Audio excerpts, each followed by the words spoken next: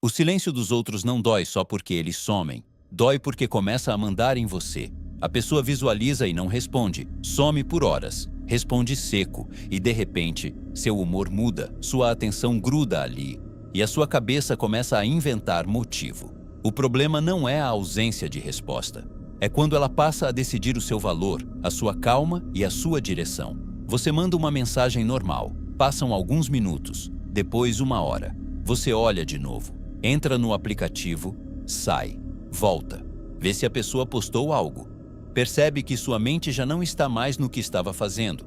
O que aconteceu fora foi pequeno, mas por dentro, alguma coisa já cresceu demais. É aqui que esse mecanismo começa a te dominar. Quando o silêncio do outro sequestra sua atenção, ele deixa de ser apenas ausência e vira interpretação compulsiva.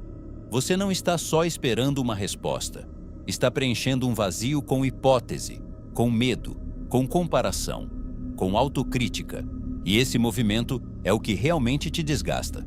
Porque o sofrimento não vem só do que aconteceu fora. Vem do que a sua mente começa a fabricar assim que não encontra confirmação. Schopenhauer ajuda a iluminar isso com muita precisão. Ele via o ser humano como profundamente vulnerável ao desejo, à expectativa e à dependência daquilo que não controla. Quanto mais a sua paz fica amarrada ao comportamento externo, mais fácil você se torna de governar por aquilo que falta. E esse é o custo invisível. Você acha que está só esperando uma resposta, mas na prática já entregou sua estabilidade para algo que nem falou com você. No WhatsApp, sua mensagem foi enviada, talvez visualizada, talvez nem isso, mas você já abriu a conversa várias vezes em poucos minutos. O corpo está parado, mas a mente entrou em perseguição. Ela não quer apenas resposta, quer alívio. E isso muda completamente a natureza da cena, porque a partir daí, você já não está em contato com o que aconteceu. Está tentando regular por dentro a tensão que a ausência provocou. Schopenhauer insistia num ponto duro e preciso. O sofrimento cresce quando o desejo se fixa em algo externo e passa a depender disso para descansar. Não é só vontade de contato, é dependência de resolução. Por isso você volta para a conversa de novo, e de novo, e de novo. Não para descobrir um fato novo, mas para tentar baixar a ansiedade que o vazio abriu. E esse padrão parece pequeno, mas reorganiza sua atenção inteira. O silêncio do outro para de ser uma ausência simples e vira um centro gravitacional dentro do seu dia. Observe isso com honestidade. Quantas vezes você não checa a conversa para ver se houve resposta, mas para tentar aliviar a tensão que a falta dela criou? A pessoa responde, mas responde seca, curta, sem o calor de antes, sem o ritmo que você esperava. E isso já basta para o seu dia mudar de eixo. Você começa a reler. Tenta comparar com outras conversas. Procura sinal no tom. Procura erro no que disse.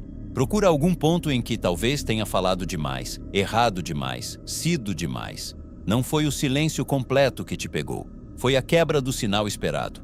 E a sua mente não suporta bem esse espaço sem explicação. Então ela faz o que aprendeu a fazer. Transforma a ambiguidade em ameaça. Schopenhauer ajuda a iluminar exatamente isso. A dor nem sempre vem de uma rejeição real. Muitas vezes, vem da incapacidade de tolerar incerteza sem convertê-la numa sentença íntima sobre o seu valor. O outro mudou um pouco o tom, mas, dentro de você, isso já virou prova. Já virou suspeita, já virou risco, já virou começo de abandono. E esse é o detalhe que desgasta sem fazer barulho. Você não está reagindo só ao que aconteceu. Está reagindo ao vazio de não saber, como se esse vazio precisasse ser resolvido imediatamente para que você pudesse voltar a existir em paz. Repare onde uma mudança de tom vira, dentro de você, uma medida do seu valor. Depois de um tempo, isso deixa de acontecer só depois que a mensagem chega. Você já entra em relações, conversas e vínculos fazendo leitura de sinal o tempo inteiro. Percebe intervalo, percebe demora, percebe mudança de energia, percebe quando o outro vem menos, quando puxa menos, quando parece um pouco mais distante e, sem notar, o vínculo deixa de ser vivido como encontro, vira monitoramento. Você não está mais simplesmente em contato com alguém, está medindo o clima, temperatura, abertura, risco.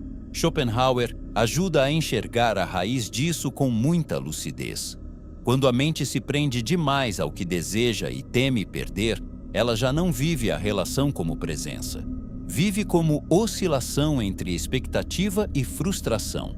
E essa oscilação cansa, porque tudo passa a exigir leitura. Tudo vira pista.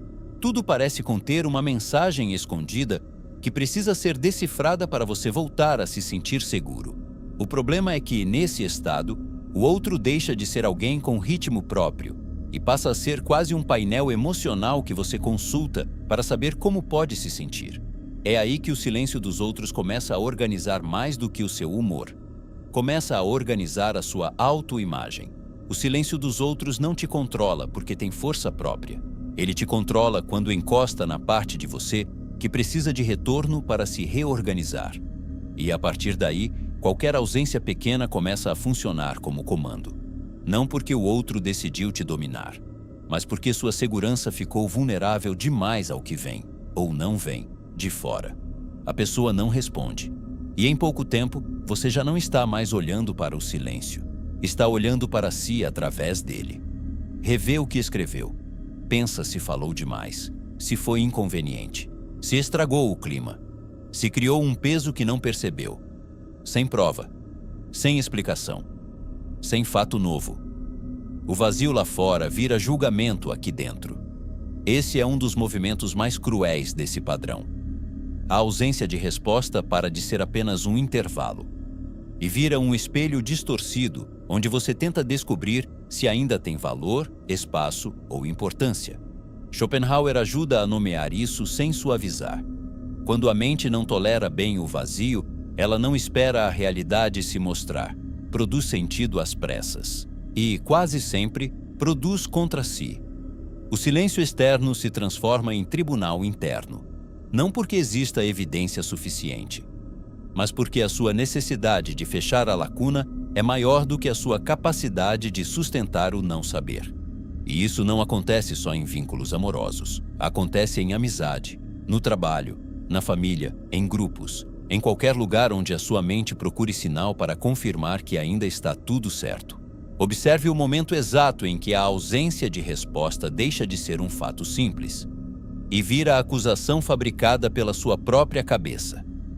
Agora vem a parte mais desconfortável. Às vezes, o silêncio do outro nem era sobre você. A pessoa estava ocupada, cansada, distraída, absorvida por algo dela, sem energia para conversar. Mas mesmo assim, você já tinha passado horas emocionalmente capturado. Isso revela uma coisa dura de admitir. Em muitos casos, o controle não está no outro.